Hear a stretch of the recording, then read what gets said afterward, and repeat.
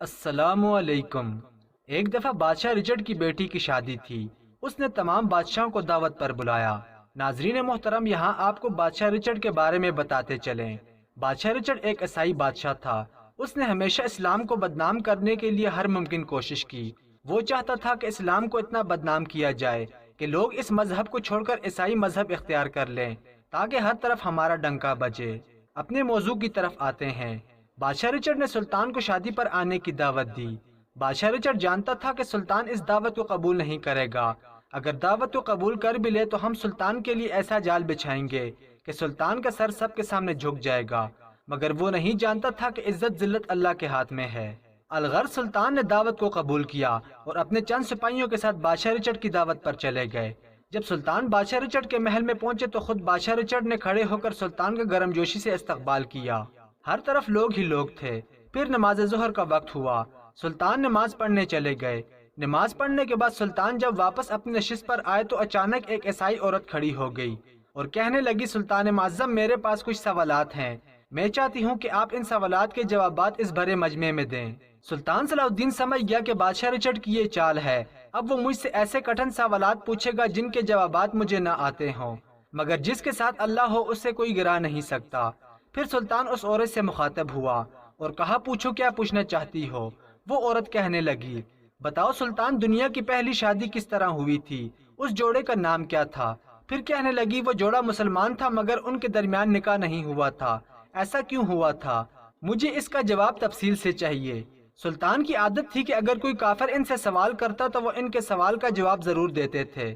پھر سلطان اپنے رعبدار لہجے میں بولا، تمام نعمتیں اور آسائشیں ہونے کے باوجود حضرت آدم علیہ السلام نے جب جنت میں تنہائی اور اجنبیت محسوس کی تو اللہ پاک نے حضرت اما حوا کو پیدا فرما دیا۔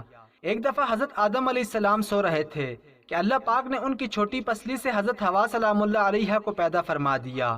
جب حضرت آدم علیہ السلام نیند سے جاگے تو دیکھا ان کے پاس ایک ایسی مخلوق لیٹی ہے جو ان سے کچھ زیادہ مختلف نہیں ہے۔ جب حضرت آدم علیہ السلام نے اپنی ہی جیسی خوبصورت مخلوق کو اپنے پاس لیٹے دیکھا تو ان کی طرف دست مبارک بڑھانے کا ارادہ فرمایا تو فرشتوں نے عرض کی، ٹھہر جائیں، پہلے ان کا مہر ادا کریں۔ حضرت آدم علیہ السلام نے فرمایا، ان کا کیا مہر ہے؟ فرشتوں نے عرض کی، ان کا حق مہر ہمارے سردار حضرت محمد صلی اللہ علیہ وآلہ وسلم پر 10 مرتبہ درود پاک پڑھنا ہے۔ چنانچہ آدم علیہ السلام نے درود پاک پڑھا اور فرشتوں کی گواہی سے حضرت حوا سلام اللہ علیہا سے حضرت آدم علیہ السلام کا نکاح ہو گیا۔ روایت میں ہے کہ حضرت آدم علیہ السلام اور حضرت حوا سلام اللہ علیہا 60 سال تک جنت میں رہے، لیکن ان کو حق زوجیت ادا کرنے کا حکم نہ تھا اور نہ ہی بچے پیدا کرنے کا۔ حضرت آدم علیہ السلام اور حضرت حوا سلام اللہ علیہا بڑے آرام اور سکون سے جنت میں رہتے تھے۔ اس عرصے میں دونوں پر جنت میں کسی بھی حصے پر جانے پر پابندی نہ تھی سوائے شجر ممنوعہ کے۔ شیطان اب ان دونوں کا کھلا دشمن تھا اور اپنی سزا کا بدلہ لینے کے لیے بے قرار تھا۔ اس کی شدید خواہش تھی کہ یہ اللہ پاک کے حکم کی خلاف ورزی کریں۔ پھر شیطان نے ان دونوں کے دلوں میں وسوسہ ڈالا تاکہ ان کی شرمگاہیں جو ایک دوسرے سے پوشیدہ تھیں بے پردہ ہو جائیں۔ حضرت آدم علیہ السلام اور حضرت حوا سلام اللہ علیہا کے لباسوں کے متعلق یہاں 2 طرح کی روایات ہیں۔ ایک روایت تو یہ ملتی ہے کہ جنت میں ان دونوں کا لباس بھی جنتی تھا، جس میں ان دونوں کے سروں پر تاج بھی تھے، جبکہ دوسری روایت کے مطابق ان کے جسم پر جنتی درختوں کے پتے تھے جن سے ان کے سطر ایک دوسرے سے پوشیدہ تھے۔ اب شیطان روز ان کے دلوں میں وسوسہ ڈالتا اور ایک دن کہنے لگا، تمہارے رب نے تم دونوں کو اس درخت سے اس لیے منع فرمایا ہے کہ کہیں یہ پھل کھا کر تم دونوں فرشتے نہ ہو جاؤ یا کہیں ہمیشہ زندہ رہنے والوں میں سے نہ ہو جاؤ۔ شیطان کے شیطانی اور بہکاوے والی باتیں سن کر حضرت حوا سلام اللہ علیہا سوچنے پر مجبور ہو گئیں۔ آخر کار شیطان کی مسلسل کوششیں اور سازشیں رنگ لے آئیں۔ شیطان نے حضرت حوا سلام اللہ علیہا کو پھل کھانے کے لیے راضی کر لیا۔ ایک دن حضرت حوا سلام اللہ علیہا نے حضرت آدم علیہ السلام سے کہا کہ ہم اس شجر ممنوعہ کا ذرا سا حصہ کھا کر تو دیکھیں، آخر وہ کیا راز ہے جو اللہ پاک نے اسے کھانے سے منع فرمایا ہے۔ شروع میں تو حضرت آدم علیہ السلام اس کے لیے ہرگز تیار نہ تھے، لیکن پھر حضرت حوا سلام اللہ علیہا کے مسلسل اصرار پر راضی ہو گئے۔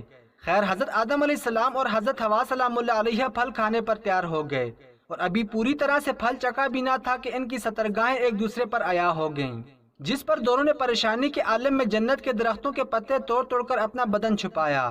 اللہ تعالیٰ نے دونوں کو پکارا اور فرمایا کہ میں نے تم کو منع نہیں کیا تھا کہ اس درخت کا پھل مت کھانا اور شیطان کے ورغلانے میں مت آنا، یہ تمہارا کھلا دشمن ہے۔ دونوں نے جب اللہ تعالیٰ کی پکار سنی تو مارے خوف الہی کے کانپ اٹھے۔ اللہ پاک پھر فرمانے لگے، اب تم دونوں ایک خاص مدت تک زمین پر ہی رہو گے جہاں تم ایک دوسرے کے دشمن ہوگے، اور وہاں ہی مرنا ہے اور اسی میں سے پھر پیدا ہونا ہے۔ پھر دونوں کو زمین کی طرف روانہ کر دیا گیا۔ روایت میں ہے کہ حضرت آدم ہند میں اترے۔ ان کے پاس حجر اسود اور جنت کے درختوں کے پتے بھی تھے جن کو انہوں نے زمین پر پھیلا دیا۔ حضرت حوا کو جدہ میں اتارا گیا۔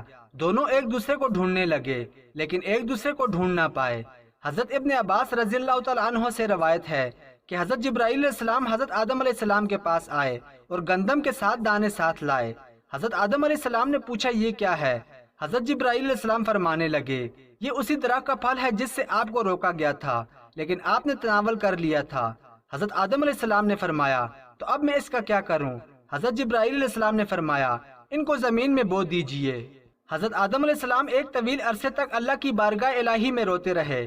ایک دن اللہ پاک کی حضرت آدم علیہ السلام کی گریہ زاری پر رحم آ گیا تو اللہ پاک نے حضرت جبرائیل علیہ السلام کو بھیجا کہ آدم کو معافی کی خوشخبری سنا دو۔ حضرت آدم علیہ السلام خوشی سے سرشار بارگاہ الہی میں سر بسجود ہو کر شکر بجا لائے۔ پھر حضرت جبرائیل علیہ السلام انہیں لے کر مکہ آئے جہاں حضرت آدم علیہ السلام نے کعبہ شریف کی بنیاد رکھی اور حجر اسود کو کعبہ کی دیوار پر نصب فرمایا، پھر اس کے گرد طواف کیا۔ طواف سے فارغ ہو کر حضرت جبرائیل علیہ السلام جبل عرفات پر لے گئے جہاں حضرت حوا سلام اللہ علیہ تشریف فرما تھیں، لیکن طویل عرصے کی جدائی اور حالات نے بہت سے جسمانی تغیرات پیدا کر دیے تھے، چنانچہ دونوں ایک دوسرے کو پہچان نہ پائے، جس پر حضرت جبرائیل علیہ السلام نے ایک دوسرے کا تعارف کروایا۔ یہی وہ وقت تھا کہ جب آپ کو پہلی مرتبہ حیض بھی آیا اور اللہ پاک کے حکم سے پھر حضرت آدم اور حضرت حوا کی کثیر اولادیں ہوئیں۔ جب اماں حوا کے حمل سے جڑواں بچے پیدا ہوتے تھے جن میں ایک لڑکا اور ایک لڑکی پیدا ہوتی تھی، جبکہ آپ دوسری مرتبہ امید سے ہوتی تو پھر ایک لڑکا اور ایک لڑکی ہوتی۔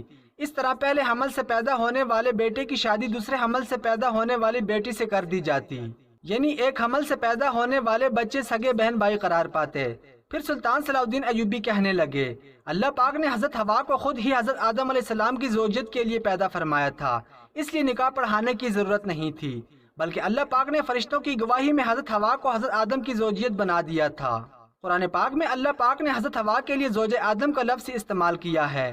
فرشتے بھی حضرت آدم علیہ السلام کی پیدائش سے آزمائے گئے، جبکہ انسان کو بھی اللہ پاک آزمائش میں مبتلا کرتا ہے کہ کون اللہ کی فرمانبرداری اور کون اللہ کی نافرمانی کرتا ہے، اور جو دنیا و آخرت کے لیے غور و فکر کرتا ہے وہ ایک کی دوسرے پر فضیلت جان لیتا ہے اور پہچان لیتا ہے کہ دنیا آزمائش کا گھر اور فنا ہونے والی ہے، جبکہ آخرت بدلے کا ہمیشہ باقی رہنے والا گھر ہے۔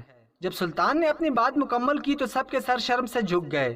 سلطان اپنی نشست سے اٹھا اور جاتے ہوئے ایک تاریخی جملہ کہا کہ بے شک عزت اور ذلت اللہ کے ہاتھ میں ہے، تم لاکھ کسی کو گرانے کی کوشش کرو، جب تک اللہ نہیں چاہے گا کوئی اسے گرا نہیں سکتا، اور اللہ کا دین ہمیشہ کے لیے ہے اور ہمیشہ کے لیے رہے گا۔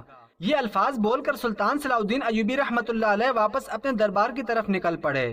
محترم ناظرین، ہمیں چاہیے کہ ہم ان لوگوں میں سے ہو جائیں جو دنیا کی ضرورت کو آخرت کی ضرورت پر وار دیتے ہیں، اور بے شک نیکی کی توفیق اللہ پاک کے حکم ہی سے ملتی ہے۔